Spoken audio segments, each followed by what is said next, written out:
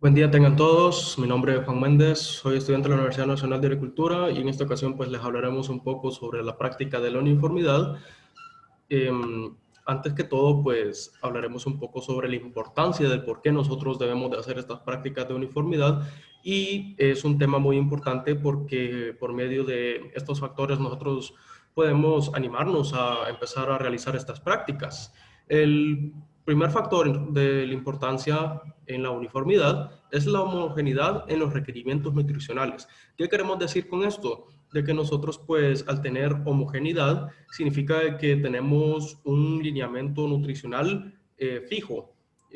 Nosotros ya sabemos de que para una parvada de aves necesitamos tantos requerimientos y ni una ave, pues, no va a presentar deficiencias porque todas requieren lo mismo relativamente. Y esto pues nos ayudará más adelante, les explicaré un poquito sobre esto.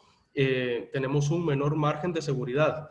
¿Qué queremos decir con esto? Seguridad en el sentido de que nosotros pues vamos a tener que estar ahí pendientes o estar aplicando un montón de tratamientos preventivos o cosas así. En otras palabras, nos evitamos problemas para satisfacer uniformemente la parvada de aves. Es lo que venía mencionándoles en la homogeneidad de los requerimientos nutricionales, de que no se presentarán muchos problemas y pues aumentarán producción, que es lo que está mencionando en el tercer punto, que se pueden ahorrar costos en la alimentación debido a que ni una ave pues nos va a presentar deficiencias, ninguna va a necesitar más alimentación que la otra, todo es completamente homogéneo.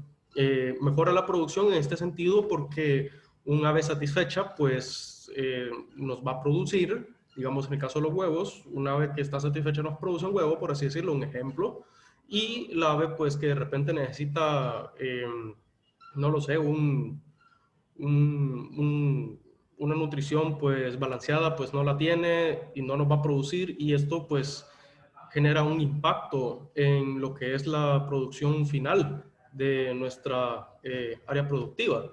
Tenemos estos datos pues son unos datos en base a la línea Cornish. La Cornish es lo que estamos utilizando nosotros para este ejemplo y utilizamos los gallos. Hago énfasis en esto porque aquí abajo les pongo que el peso en los gallos de la línea Cornish es de 3.5 a 4.5 kilogramos. Ya en gallinas, pues este peso es un poco menor, así que decidí trabajar con gallos para tener estos datos lo más cercano posible según la tabla de registros. Los datos son 100, el peso total promedio se hace en base a 100 datos. Aquí solo aparecen 100 datos por motivos de demostración, así que en la descripción de este video les voy a dejar un link de Google Drive en una hoja electrónica donde tendrán los 100 datos en caso de que queramos verlos más a profundidad. Y pues aquí básicamente lo que se hizo fue un pesaje de ave por ave y nosotros pues vamos apuntando estos datos en kilogramos, se hizo en este caso, para poder sacar el promedio. En base a este promedio, pues nosotros lo comparamos con la tabla de registro, que es el que tenemos abajo, que es el peso de la línea Gallo Cornish, que lo ideal es de 3.5 a 4.5 kilogramos. Como vemos entre estos 10 datos, hay unos datos que están dentro de este rango aceptable, hay otros que no lo están, hay otros que están menos, y más adelante por ahí vi que había unos que estaban sobrepasando estos datos. Por eso es necesario de que hagamos la uniformidad. Aquí nos damos cuenta si hay algún problema en el área productiva o no, y de eso su importancia.